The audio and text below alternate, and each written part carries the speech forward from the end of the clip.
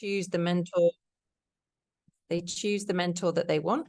So hopefully they've done that because they feel that there is a connection there from what they've read about you.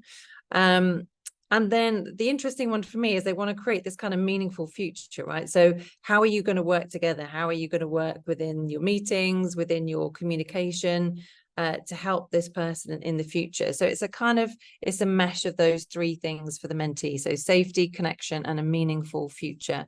And if you've got all of those things, which are delivered in the ways that we communicate with them, how we're accountable to them, so we do what we say we're going to do, visibility, like we show up when we say we're going to show up and we're always there in meetings, those three things are then building up trust between ourselves and the mentee.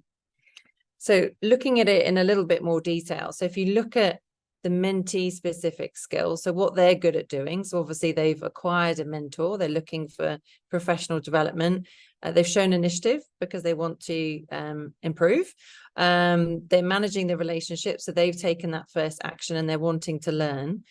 From our perspective as the mentors, we're hoping to help them, we're hoping to be motivational, inspiring, to share our own experiences to help them, so that this kind of manages risks for them and opens doors. So where these two things overlap is in the middle here. So the things that we both need to do as mentors and mentees would be listening, which we're going to talk about next, building up trust, encouraging and identifying goals. So in the first session, we spoke about the very beginning stages of that, kind of setting a contract with your mentee and identifying those goals that you want to achieve in those sessions. So this is a kind of tactical approach. These three here, so listening actively, building trust, encouraging, that's very much a kind of more personal or emotional skill that we can build up as mentors in order to really have a productive relationship. So I just want to get your feedback in the chat, really. So think of someone you trust completely, or think about a mentor-mentee relationship that you've currently got or you've had in the past. What competencies do you think make a person trustworthy? So what competencies should people show to be trustworthy? So if you just want to put those into the chat.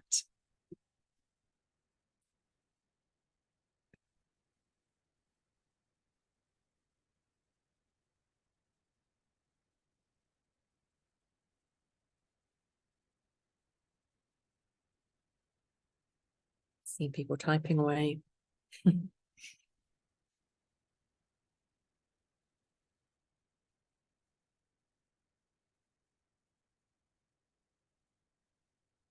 Okay, so Gia is saying showing up and being there. Really good. So kind of linking back into being visible, yeah, and having that connection with somebody. Okay, Anita saying safe, experienced, a good listener, and shows up. So shows up comes up twice already. That's interesting. So that's probably something about being trustworthy as well, right? And being there when you say you're going to be there. Safe, so having like a safe environment to open up and be yourself, and to be a good listener. Absolutely. Cindy saying sharing real life experience. Yes, I think that makes you trustworthy, I think, because you're kind of being a bit more vulnerable, aren't you, if you're sharing something that's actually happened to you. Active listening, yeah, and a level of humility. Absolutely. Active listening we're going to come on to next. I think that's really important. Gina's saying a good listener, but also respecting boundaries. I think that's really important. So it's important that we're there, we're listening, we're sharing relevant examples, but obviously there's a point where we need to respect each other's boundaries as well. And knowledgeable, absolutely. So this is interesting. So this is what we think a trustworthy person is, yeah? So they're going to be there, they're going to be a good listener, they're going to be humble and share their own experience, knowledgeable, and we're going to respect boundaries. So that's a really good summary, really, of what it takes to be trustworthy with somebody. So I found this, which I thought was really helpful, actually, on how to build trust with your mentee. So there's a whole bunch of stuff here, and I've tried to break it down into different kind of sections, and they actually link into the feedback that you've given already. So I'm going to go through them kind of in groups, because I think that's easier to digest. So the first one is about valuing long-term relationships and being honest. And this is really, I think, about understanding your why as a mentor. So why did you become a mentor? Why do you want to support that person? And what are you going to get out of this process? Yeah, so it's important, obviously, that we recognize what they want, what the mentee wants. But I think to have a sort of really valuable long-term relationship, it's important that we are honest with ourselves about why we're doing this and what we're going to get out of it. The second one is about establishing the rules of engagement. So I guess this goes to Gina's point on boundaries. So it's about honoring your commitments. So definitely kind of showing up when you say you're going to show up, which seems to be an important quality that lots of you have highlighted, and communicating effectively. So how are you going to run the session? So obviously the Anleap system will mean that you'll get an email confirmation that the meeting's been scheduled. They can move that meeting if they want to, but then it's up to you then to build up that communication. So are you letting the mentee know, what's going to be covered in the first session? Is the information confidential? Do you ask them if they want to speak about personal matters or business matters? Just to kind of lay those foundations for those initial conversations, because having been at the other end of it as well myself, often people are quite cautious when they first come to you in terms of how it's all going to work and what's going to happen. So establishing the rules of engagement is a really good first step to building up that trust with a mentee. Is there a question there? Sorry, just had somebody. Okay. Okay. The next one is about being authentic. I think there's a lot of talk about this. Obviously, I normally work in the marketing sphere, and there's a lot of talk about being authentic with our marketing content. But I think in relationships, it's super important as well. So, obviously admit when you've done, something wrong, or admit like a past mistake that you've made to show them how they shouldn't be making that mistake. I'm always doing this with my clients. I'm saying, I tried this marketing method, or I tried this framework and it didn't work. And showing that experience, because people can then learn from that. But also I think it shows, back to Dimitri, your part being, humble and showing humility. It shows that you're being honest and vulnerable with them. Yeah, it shows that you're going to say you're not perfect and everything that you did wasn't wonderful. So you're kind of sharing your experience and being transparent about why you're sharing that. So you're saying when things didn't work so that they don't have to go through those same experiences. And the next one, which covers a lot of these action points about being trustworthy, is showing up with intention. So it's not just showing up. I think it's showing up, and actively being there for a reason. So actively listening, showing people you care, standing up for what you believe, being vulnerable and supportive. So all of those things. So I think sometimes, I'm thinking of, discussion I had with my daughter this morning. I was there.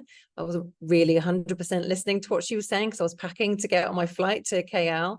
And I had to actually stop myself and think, right, like I've got to be intentional about this. I've got to listen now, and then we can have this conversation, and then I'll move on to the next thing. So it's not just about being there at the right time. It's about being there with intention as well. Okay, so I'd love to hear your top tips about building trust with your mentees. I'm sure you've got lots of things that you do already. If you'd like to share them in the chat, then we can kind of all learn from each other as well. Mine, while you're writing, I always kind of start off sharing like a personal story about my business, if I'm talking to entrepreneurs and startups, about some of the struggles that I had, just to show that I'm not perfect and I've made mistakes, and it's totally fine for them to make mistakes as well. So that's something that I often do at the beginning of my sessions. It'd be great to know your tips. So if you could write them in the chat, that would be fantastic.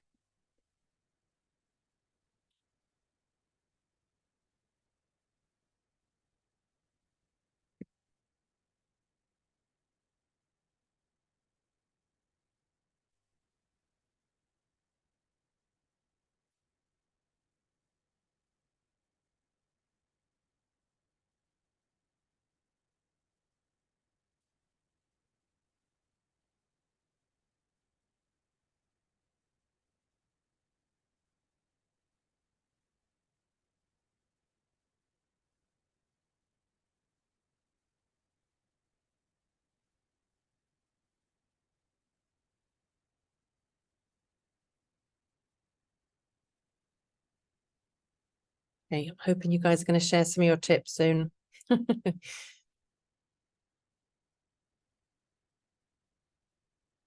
Cool. Thank you, Jen.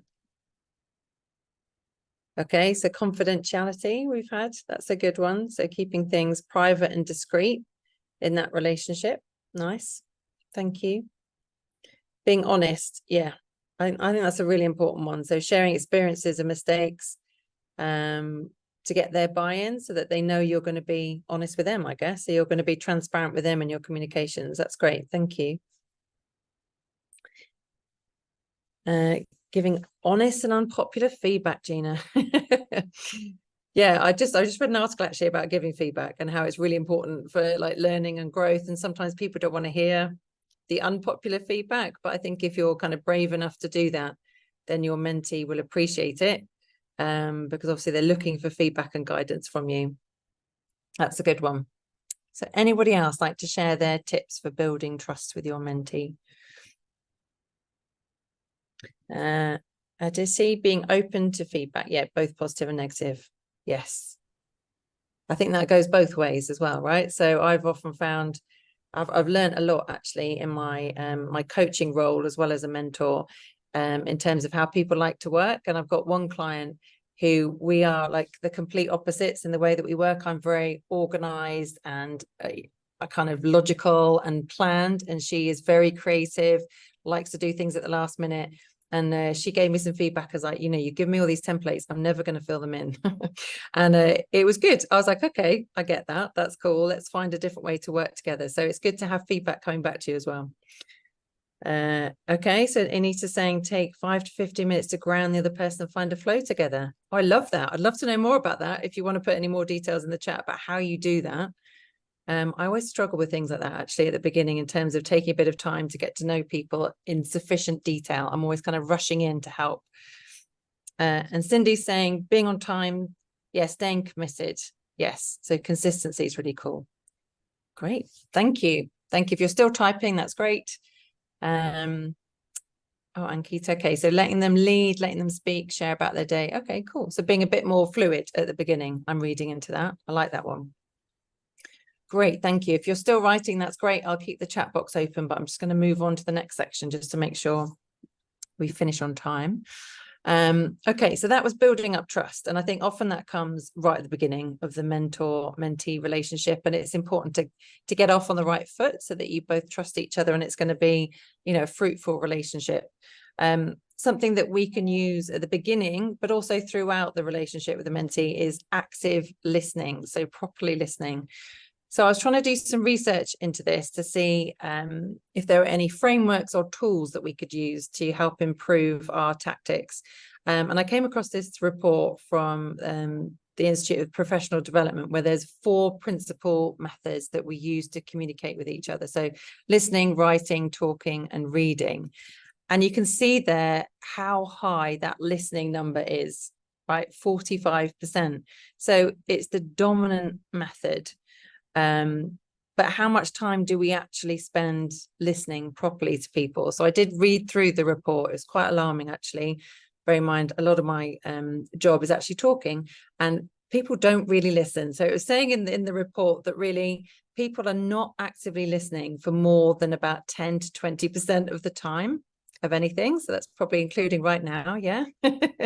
So so we have to bear that in mind. So when we're talking to the mentee or anybody else, whether that's in our professional capacities or personal, we've got to remember that if they're not properly listening, they're not actively listening, then that information is not going in.